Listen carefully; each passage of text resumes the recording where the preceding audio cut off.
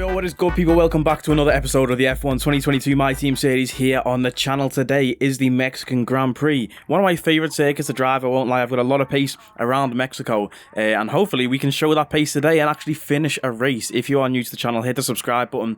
Check out the F1 2022 playlist on the channel. Get yourself up to date with the series so far. The last two races ended in disaster. Well, I've actually DNF'd 3 of the last 4 races. One for mechanical failure in Monza. Then we had an okay race in Singapore. Japan, we got absolutely clarted by Kevin Magnussen, sent to the gulag by K-Mag. And then in USA, we just died. Let's be honest. If you haven't seen the USA Grand Prix, check that out. Yeah, we literally died. Just out of nowhere. Lost the back end, didn't have any signs that we were going to lose the back end, but hopefully we can finish a race today in Mexico. Getting into it, it says qualifying and the race going to be mixed wet and dry conditions, but once again it doesn't actually show me in the weather forecast, or it doesn't actually show me a weather forecast to know when the rain's coming for the race and when it's coming for quali. Hopefully we can have a decent qualifying session. It's been a while since we made a Q2 appearance. We got P17 in Japan, so we were right on the cutoff, which I really didn't expect because I didn't think I had any pace in Japan. But running a dry setup in wet conditions, we ended up with P17 there. Let's get into this lap in Mexico. Starting off the lap, we're currently sat in P15 as it is on the cutoff point, and I didn't include that first lap, but it was very cloudy at the start of this session. Now you can see there's a bit more blue sky. The clouds have opened up a bit, you know, track temperature increased, more grip on the road, so hopefully we can improve our time here, and we're going to have to try and get up into Q2, hitting the first apex nicely there, braking about 100 meters, taking a lot of curve through turn 2 and 3. I'm not sure which curve you can actually cut completely. There's one that the F1 esports players always cut. I probably should have done some research before this race, but I didn't. Braking here just after the 100 meter board for this left-hander, trail braking because you need to swing it left as early as possible to swing it back right for this tricky corner there. Now you've got a double apex, right-hander missing the first apex on purpose to get a good exit through the second one. Now into a tricky section again, a little tap of the brakes down to 5th gear, and then this here, you just need to be so smooth with the steering inputs. So easy to lose the back end of the car, but as we throw the car in, it just sticks, which I really didn't expect, especially from our My Team car. The downforce isn't really there, but the car just stuck. I was waiting for the back end to kick out through there, but it didn't, and we're actually 2 tenths up in the deltas. We get down to the hairpin, very tricky braking zone, and then yeah, coming through the last few corners, horrible last few corners in Mexico.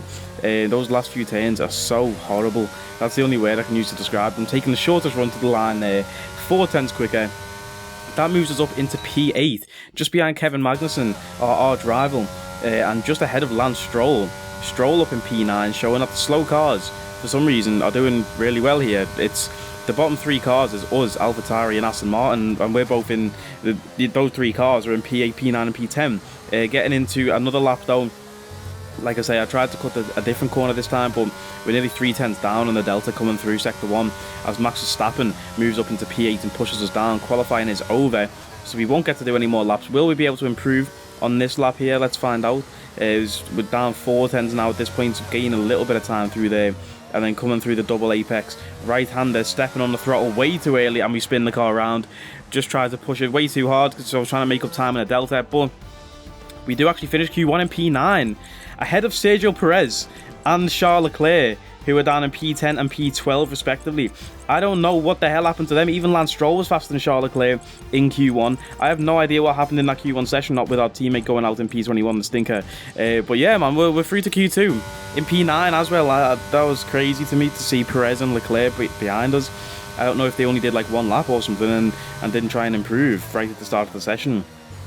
I've got no idea what the game plan was there for those drivers, but coming through Sector 1 yet again, so difficult. I think I took a different line every single lap coming through the first 3 corners there. Like, I was trying different things to try and make up time rather than just practicing off camera. I'd mostly do the practicing in the race and qualifying.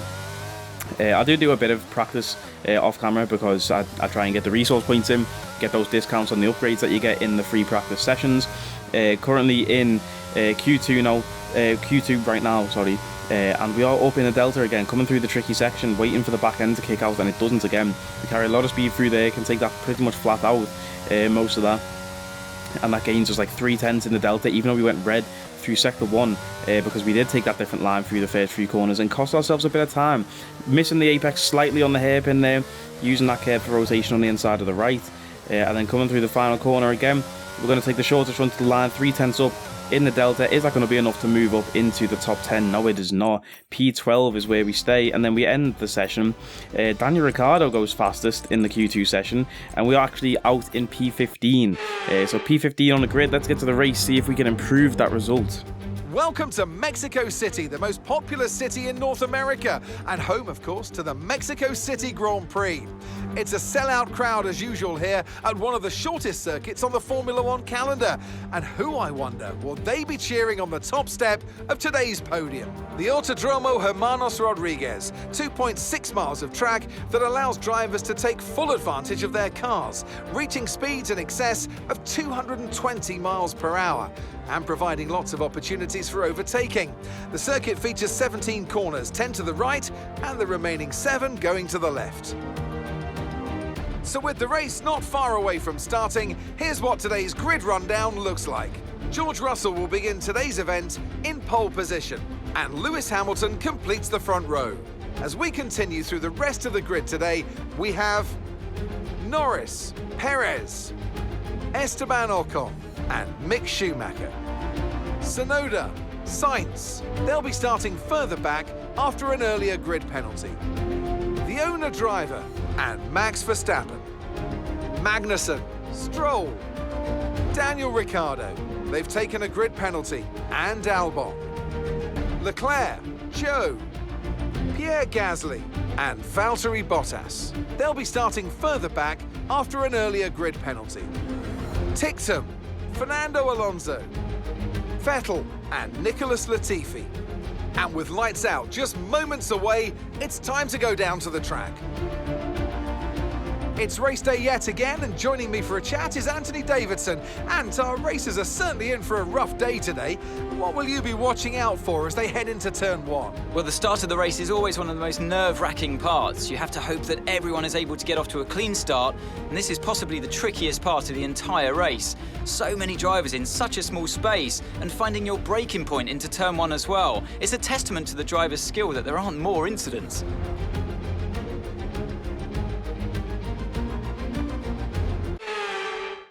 So it's a Mercedes front row lockout in Mexico. How long has it been since we've heard a Mercedes front row lockout? You can see the weather forecast at the top of the screen just there briefly. It says that it's going to start raining halfway through this race, or at least 3/4 of the way through the race. That's what the weather forecast says, as you can see. So I decided to flip the strategy. Instead of being medium hard, let's start on the hards and just stay on these tyres until the rain comes. Let's see if that's a good strategy for us. We're starting in P9, split by a Ferrari of Carlos Sainz and a Red Bull behind us of Max Verstappen, so it's going to be hard to get off the line quicker than those two cars, but let's see what we can do. Good chance to score points here, starting in P9 in a track that I do have a lot of pace at.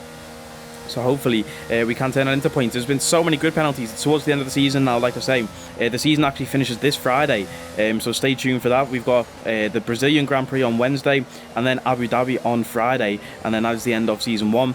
And we will bring season 2 next week, which I can't wait for. Okay, expect to see some rain about 10 to 15 minutes from now. We actually get some team radio there on the formation lap, saying that the rain is coming in 10 to 15 minutes. Now, I'm pretty sure you're not allowed to do team radio during the formation lap. I'm pretty sure that's illegal.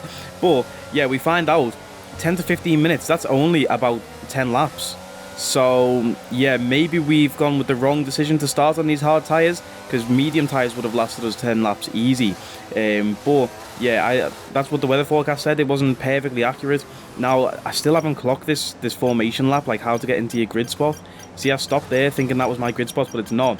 You go forward into the next one and the game just stops us, and it says starting position reset, failed to park. You can see how far away we are actually from that box where you do park your car into. I feel like I'm miles away from Sainz in P8. I didn't realise you had to park it yourself, and I don't understand it, but we're waiting for everyone to get onto the grid, and there we go. Now the red lights count down as we try and reach optimal revs in the car for the race start. and it is lights out and away we go in Mexico. A decent start. I've been working on my practice starts, or I've been practicing our starts to try and get better at them, and we're actually faster off the line than Max Verstappen behind us in that Red Bull. He's looking to make a move down the inside into turn 1. I'm going to cover off that outside line in case we need to send it on anyone down into turn 1, and we do. We go around the outside of Yuki Tsunoda. There was actually some contact up in front there, more contact with Kevin Magnussen next to us. We get forced off the track. Someone's front wing came flying across the track through turn 1 there. We get sandwiched by Kevin Magnussen. Not for the first time. It was actually Mick Schumacher, sorry. Kevin Magnussen is nowhere to be seen. But we are up into P6 right now as Ocon goes too wide with Norris through that corner. Russell and Perez going too wide through the corner in front of them. Lewis Hamilton off to a flying start in Mexico. He loves this circuit and he's off into the distance in P1. We have Carlos Sainz in a Ferrari behind us now. He looks to send one up the inside into a fast corner, and there's more contact on lap 1 in Mexico here. We have to cut the curb completely as we try and hunt down the Alpine of Esteban Ocon in front. Sainz taking damage there, obviously sending it into our side pod. Let's get a replay of that start though. Verstappen moves up above Sainz, but coming through turn 1 here, you see we go round the outside of everyone, send it up the inside, and there's Mick Schumacher turning in on us. He got sandwiched by Sainz, so we get forced off the track there. But we made the overtake before the corner, so I'm classing that as a fair move, even though they might be on the radio saying we gained an advantage going off the track. Who knows? But let's see. Carlos Sainz tries to send one there into that left-hander, but it doesn't work out for him, obviously. And you can just see him coming through now. He's trying to set up that move, trying to set up going up the inside, and then here he's going to pull out and into this very quick corner. It's a tap of the brakes and a shift down, and he just cuts the curb and goes straight into the side of us. Lucky that these cars, I feel like this year, are a lot more sturdy than last year. Last year we probably would have picked up some side pod damage already in this race, but you can take, I feel like you can take a bit more bumps and bruises than you can with last year's cars. So luckily our front wing's still intact. And the car feels okay, and we're sat in P6 as Lando Norris comes into the pits. I told you there was some contact up in front. Someone's front wing came across the track. It would have been Lando Norris. He's into the pits for a new front wing. Carlos Sainz, I think, might have gone into the pits for a new front wing too. And Max Verstappen overtakes us. Look at the straight line speed off that Red Bull. We hardly have any battery to try and defend against that. But up the inside, Verstappen straight into the back of Esteban Ocon. He's going to lose part of his front wing too. So Verstappen might have to pit at the end of this lap to get a new front wing himself. What an absolutely chaotic start to this Grand Prix. The car behind us, Yuki Tsunoda, in an AlphaTauri, a car I feel comfortable being faster than. Is that speaking too soon? Who knows? We'll have to find out. But we're sat in P6. We are on the wrong side of the world. What are we doing up in P6? This is crazy to me to be here racing against Max Verstappen. I never thought I would be doing that on race 20 of the F1 season. And you can see the understeer Verstappen suffered through that left-hander there with that damage to his front wing. Coming through this fast S section, we're going to be so much faster than Verstappen on the exit, using a lot of battery to try and send one on Verstappen. It's not a necessary move that we have to make. And up the inside, Verstappen locks up. We compromise our line by trying to go up the inside there, Verstappen, instead of staying behind. But if we would have stayed behind, we might have went straight into the back of them with that lock up anyway. Coming through the final turn now, Hamilton setting another fastest lap, which gets beaten by George Russell, and there goes Verstappen into the pits for a new front wing. So we move up into P5 with DRS enabled on lap 3. We are on the wrong side of the world. Here comes Yuki Tsunoda. Look at the straight line speed difference. I thought we got our setup perfect for this race. We were gaining a lot of time through the corners with our setup. Maybe put too much downforce on and cost ourselves some straight line speed, but it is what it is, going too wide against Yuki Tsunoda. Coming through turn 1, I keep saying Kevin Magnussen, he's still in my head from 2 races ago. Mick Schumacher is the has behind Tsunoda, and he wants to try and join in the fun. Here goes Tsunoda round the outside, a huge lock-up for Tsunoda into that turn. That is not what we like to see. Well, it's what we like to see. It's not what Yuki would like to see. It's never nice to lock up. You get a flat spot in your tyre, get vibrations then through the rest of the race, cost yourself some grip and lap time by doing that, but hopefully that does work in our favour. We've got a long train of cars catching up to us. Like I say, I do have pace around Mexico, but the car still stinks. It's still not a competitive car. So right now we're just trying our best to try and put in that gap to the car behind. The gap in front has been increased to like 4 seconds already to Esteban Ocon, even though Alpine aren't even really that good. The gap is still 4.4 seconds to Ocon there, and yeah, with DRS enabled down this straight with the straight line speed difference, it's going to be tough. It looks like rain is inbound and we're expecting it in around 5 and I completely forgot about the rain. The rain is imminent. It's inbound, 5 minutes away according to our race engineer there, and here comes Tsunoda with that DRS wing open. Look at the straight line speed difference and just the boost in speed that DRS gives you. But we take the inside line through turn 1, which allows us to dictate Tsunoda's line through turn 2, because we just park it on the apex, so we can't do anything about it. But once you have DRS down the main straight, you get DRS down here as well. But doing that to Tsunoda, compromising his line, he's actually fell more than a second back. He's fell out of DRS range, and now he's battling with Schumacher. They're both a second behind. So great defensive driving by me to mess up Tsunoda's race and allow Mick to try and send one back on Yuki. But now, you see, I'm struggling for tyres already. It's only lap 5. Understeer through the final of the hairpin there in sector 3. Tsunoda still behind. He's closed that gap again to less than 1 second. Maybe showing, okay, maybe I was saying that they're not a good car and I have more pace, but clearly Tsunoda is the faster car here, and we don't really have much battery to try and defend way before the braking zone for turn 1. He's miles ahead, and we can't even try and send one back on him there, but we make contact through turn 1. We tap him on the back there, pause, because we come through turn 2 with a lot of speed, and yeah, Magnussen is now in the what's that word that I'm looking for, in the fray, is that even the phrase? But he's in P7 now. I don't know where Kevin Magnussen came from. He's obviously not been suspended after that moment in Japan, which I said he should get suspended for, sending us to the Shadow Realm there, like Yami Yugi. But yeah, he's in P7. He's overtaken his teammate Mick Schumacher, who was battling with Yuki Tsunoda. So I don't know what's happened to Mick, where his lack of paces came from, or if that comes down to team orders and Haas have said Kevin's faster, let him past. But yeah, we do have DRS on Yuki Tsunoda. Situation has been reversed. Can we try and keep up with him through sector 3 and get it down the main straight as well, and try and send one back through into turn 1 like he has done on us the last few laps? And you can start to see the grey clouds moving in. Obviously there's blue sky in front of us now, but as we come through the final turn, you can see there's the grey clouds. Look, we're heading down the main straight now, and there's the grey clouds. You can see the rain is definitely on its way in, and it's crazy just how quickly conditions change in this game. I feel like you're blinking and you miss it, and it goes from, like in Singapore, it literally went from dry to absolutely wet. Come and get your intermediate tyres in like the blink of an eye. But Singapore is different with it being a street circuit. The streets obviously get wet a lot easier, I want to say, than a normal track, but now it's even more dull lap 9. And we check our weather report with our engineer, and he says there's going to be rain for 20 minutes, and you can see rain on the camera already. So spits of rain coming in now on lap 9. And again, like I was saying with Singapore, it's judging when do you come in for those intermediate tyres. You pull the trigger too early and you'll lose time to the cars on the slick tyres. Pull the trigger too late and you lose time to the cars who came in for the wet tyres. So it's a really tricky situation to be in. The raindrops starting to fall heavier though, and down into turn 1, here comes Kevin Magnussen again. He's way past us down into turn 1. Can we try and send one back up the inside? We send a little dive bomb from way downtown through turn 2. Magnussen has the better line there, and Magnussen stays ahead. Magnussen in P6. We're down to P7. P7 still a solid place for us to be, you know. Our best result, I think, so far this season has been P8. I can't even remember what race we got that in, but P8 has been our best result. So if we do finish here in P7, we will have matched or bettered actually our best result so far this season, which is what we love to see. So can we stick with Magnussen? The answer is yes. As the rain starts to fall heavier, DRS still active, showing that, you know, it's maybe not too wet yet, but our engineer gets on the radio and says, right, new strategy available, let's box this lap for the intermediate tyres. And I sort of hear him, because the track was getting a bit more slippy. You can see a lot more raindrops on the camera now.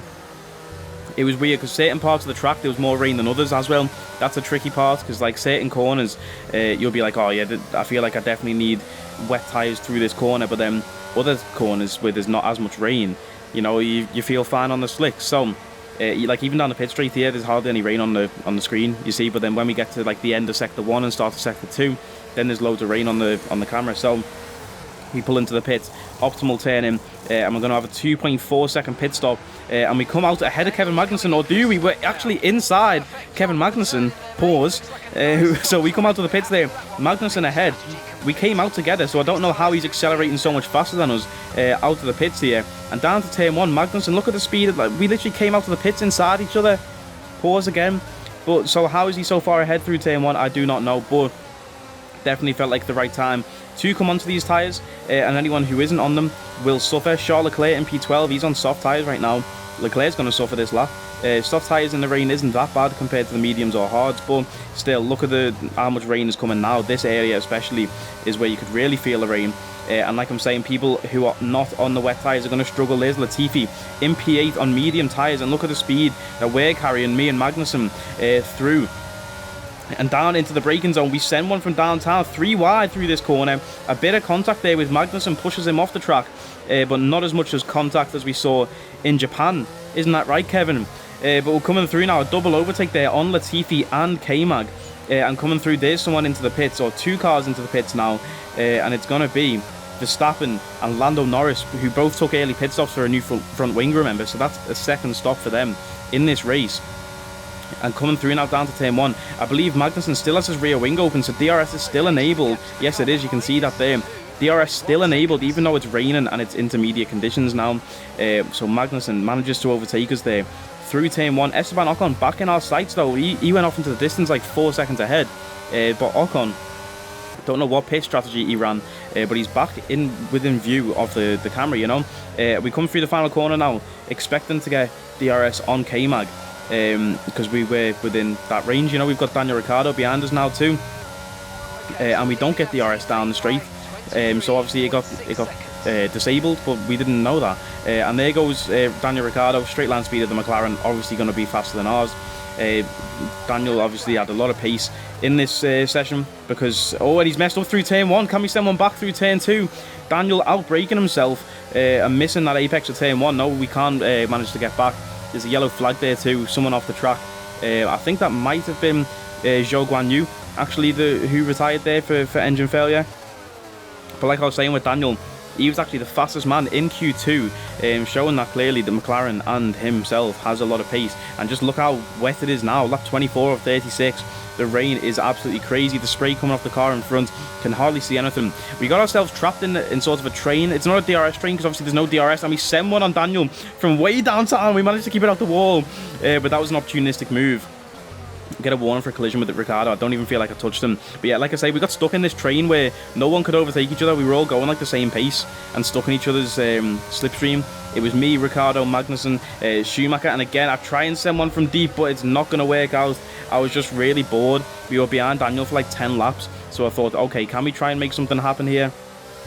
I do not know. But coming through the final corner now, there's Charles Leclerc in the pit lane, and it's a blue flag. We're actually lapping Leclerc because he's in the pits, but what is he doing? Like, it looks like there's a glitch with the steering wheel, maybe. I kept changing the camera angle to try and get, the outside view of the car to see if he had a rear puncture or something, because I actually can't understand what he's doing here. It doesn't even look like he's coming into the pits. It looks like he wants to go to the side of the pits. So, yeah, very, very weird moment for Leclerc. I don't know what he was doing. Wasn't in this race anyway, Leclerc. He was way at the back. But Charles Leclerc has been disqualified from the Mexican Grand Prix. That is absolutely crazy. And now there's a yellow flag down in Sector 1. From where he got disqualified for. We'll see at the end of the race when I check the race director's notes. He got disqualified for parking on track, illegal parking on the track. No idea, crazy. We're coming towards the end of lap 29 now. There's the yellow flag still flashing through Sector 1, and we're still in that train with Ricciardo, Magnussen, Ocon, Tsunoda, and we just can't get past each other. We're literally just stuck in no man's land as we go through here.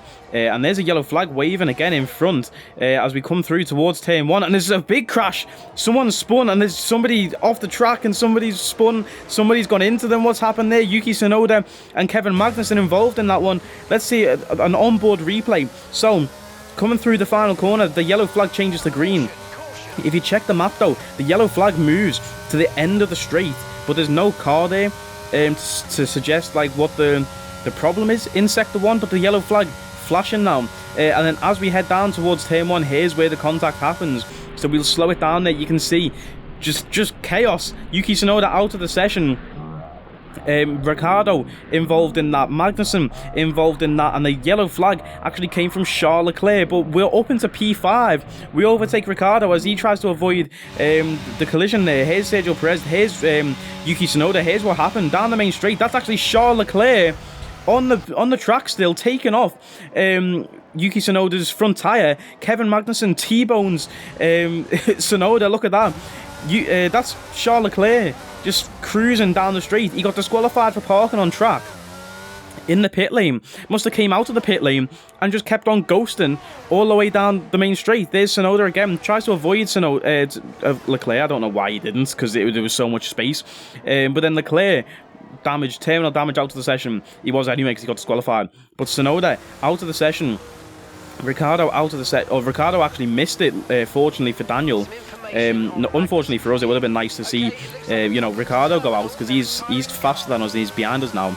But that brings the safety car out on lap 30 of 36. Absolutely crazy. And on the restart, look at this horrible glitch. It wouldn't let me put the power down. You can see the revs flashing at the bottom, and I couldn't, the safety car's coming in this lap. Look how far away we are from Ocon on the restart. It was absolutely ludicrous behaviour from this game. I was trying to put the power down and it wouldn't let me. And I was like, what the hell? It was acting as if I was leading the pack. Because it does that when you're leading the pack on the safety car. It makes you slow everyone down to bunch the pack up before you go again. But I'm in P5, bro. I was going to send one down the inside into turn 1. Even if we crashed out, I just wanted to do it because we could have got up into a podium place there, depending on the release that we got down the main straight. But we're sat in P5. Crazy results. What are we doing here? We're on the wrong side of the world. There's only 2 laps left by the time the safety car comes in. There's Daniel Ricciardo with the start of lap 35. He's going to beat us for that straight line speed. We're struggling for tyre grip, nearly 50% wear on all 4 tyres. Using some battery to try and send one back on Daniel. A desperate move down into turn 1, but Daniel misses the apex completely for turn 1. The second time he's done that, and through turn 2 we go around the outside inside line for turn 3, and we're back up into P5. Great racing, great moment for me to set up turn 1, anticipating Daniel to understeer whatever he did through turn 1, but Daniel again sending one back, and we're just going to park ourselves on the apex here. I don't care if it's a slow line, we're just trying to stay ahead of Ricciardo now. Lap 36, Daniel looking to send one more time up the outside here, just making our car as wide as possible. 50% wear on all 4 tyres now, really struggling for grip in the wet conditions. Coming around the hairpin, Lewis Hamilton takes the checkered flag, and I'm really just defending for me life here, trying to cost Daniel as much time as possible, and it's working because there goes Lance Stroll. Stroll now in the mix, and he's battling with Ricciardo, but we are going to cross the line, boys, in P5. What a result, what a race. I couldn't believe it. Coming across the line in P5. Did not think we would ever get anywhere near close to finishing P5 in this absolute tractor of a ride-on lawnmower of a car. Honestly, it's crazy. Lewis Hamilton wins the Grand Prix there, shaking hands with a Red Bull. I don't know if that was Max Verstappen. I don't think so. No, it wasn't. It was Sergio Perez in P3. Absolutely crazy race. That late safety car was absolutely wild. I've never seen that happen before. The ghost of Charles Leclerc just took over. I don't know what happened. He got possessed or something. A double Mercedes podium at 1-2. It's been a while since we've seen a 1-2 Red Bull or a Merc 1-2 with Red Bull on the third step. Been a while since we've seen that. But look at that, up from P9 to P5. What a race. What a race. Driver of the day went to Fernando Alonso. He came up from P20 to P8, so that's a good race from him. Pierre Gasly from P17 to P10. Solid races all round for everyone apart from Dan Tickton, who only moved up 3 places with 5 retirements. So well done, Daniel. But we got lucky with Tsunoda and Magnussen obviously retiring because we couldn't overtake them. Could not overtake Ricciardo. If it wasn't for that crash and the safety car, we wouldn't have overtaken Tsunoda, Ricciardo or Magnussen. So we got lucky there. But yeah, crazy moment. I don't know. Verstappen obviously DNF'd in that race as well. We didn't show that. That was just mechanical failure. He just pulled off to the side of the track. Didn't cause any problems. But yeah, man, that collision was crazy. I don't know why Tsunoda didn't just go around him, Leclerc, because there was space on either side of him. Drove straight into him, lost the tyre, parked sideways on the track. Speaking of Mercedes 1-2s, Valtteri Bottas has announced his retirement from the sport. Just 2 races ago, we heard Daniel Ricciardo was retiring from the sport, and now Valtteri Bottas is retiring, so that frees up a spot at McLaren and at Alfa Romeo. Next season is going to be crazy with the driver transfers. I can't wait to get into season 2, see who goes where, see who we pick up as our second driver. Are we going to get in the mix and cause another driver transfer? I'm actually thinking about bringing Oscar Piastri back for season 2. I really enjoyed driving with Oscar. I feel like in that race, especially there in Mexico, I reckon he would have picked up points if he was in that second seat instead of Dan Tickton. But we get a wing mirrors upgrade there come through. That's for drag reduction. We get our, what's it called, rotor speed ERS upgrade come through. We have to adapt that part, of course. We have to adapt all the engine parts, which we have done now. Next up is the Brazilian Grand Prix. I really love this track. Really love this track. Love Brazil as a country. Getting into this one. Can't wait. See you on Wednesday, people. Like, comment, share, and subscribe. You know the vibes. I will catch us next time. Take it easy.